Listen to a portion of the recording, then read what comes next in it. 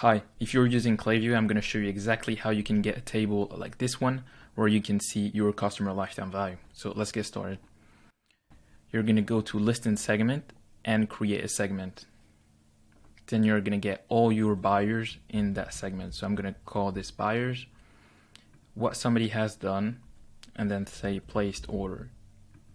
So every person that has placed an order at least once is going to get in that segment.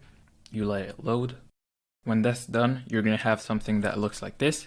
And now we're going to export the segment. So export segment to CSV. And right here we have email. You can do that, like export that email variable. I'm just not going to do it so you can't see the exact email that I have on the list right here. But I'm going to select Klaviyo ID and then lifetime value. I'm going to export all three. And if you don't know the difference between all three, I'm just going to get into it later. But right now we have 5 variables. I'm just not going to select email. So I'm going to start exporting. Now we're back into Google Sheet. I just created a brand new one. So I'm going to import the data that we just got inside of it. So I'm just going to drop the file and then replace the current sheet. Now we're going to have some issues because as you can see here, some rows are empty, and when we're going to do the average calculation, then it's just going to create a bug. So let's erase all of the empty rows, like let's delete them. I'm going to click on data, say create filter, and then I'm going to, let me move here. I'm just going to clear everything and only select the blank rows. So I'm just going to pick all of them and delete them from the sheet. Okay. And then I'm just going to add some more rows and then clear the filter from that specific column. Select everything.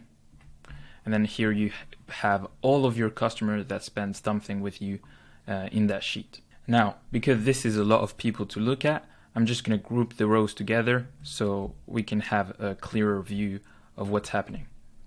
So I'm just going to click here, group rows, and then reduce everything. So we still have every bit of data that on our customers, but we have a clearer view. So I'm just going to pick the average right here, take the average formula,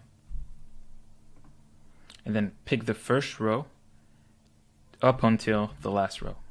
So we're just going to get the average of what people spend with us. So select the last row and then put it here. And then same thing for the other columns. So this table is essentially the same as the previous one. It's just not formatted. So I can put average here and make everything looks better. But I'm just not going to do that. Now, if you don't know the difference between historic customer lifetime value, predicted customer lifetime value, and total, then I'm just going to pick an example with one actual customer so that you can understand the difference better. So this is a customer right here. If you want to go to this tab, you can click on his profile inside of Klaviyo and then click on metrics and insight, and you're going to have basically an overview. You're going to be able to see every analytics related to this guy's behavior. So we can see that he spent $750 with us so far, and that Klaviyo estimate and predicts that over his lifetime he's going to spend $980. So if you want more insight on how this works, you can click on here and it's going to get you to this tab right here. Now if you scroll down, you're going to be able to see basically historic customer lifetime value and predicted customer lifetime value, and what do they mean exactly. So this metric that we had in the Google Sheet right here, the first column is the following. The total value of all previous orders an individual has made. So what is the revenue this guy gave you so far?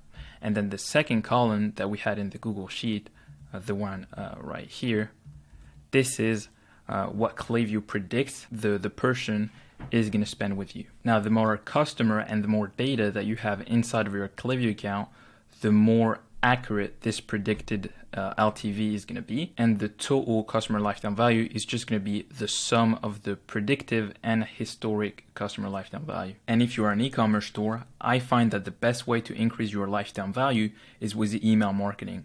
1, because it's very predictable, and 2, because it's very cheap. You can see our clients' results right here. I'm going to pop them up on the screen. If you want to work with us to get the same results our clients are getting, we will write, design, and launch your emails completely done for you, and we guarantee that you get an additional $15,000 in new profit every single month, and you only pay if you get the results we promise. So if that sounds great, click the link below, sign up for a call, and I'll talk to you soon.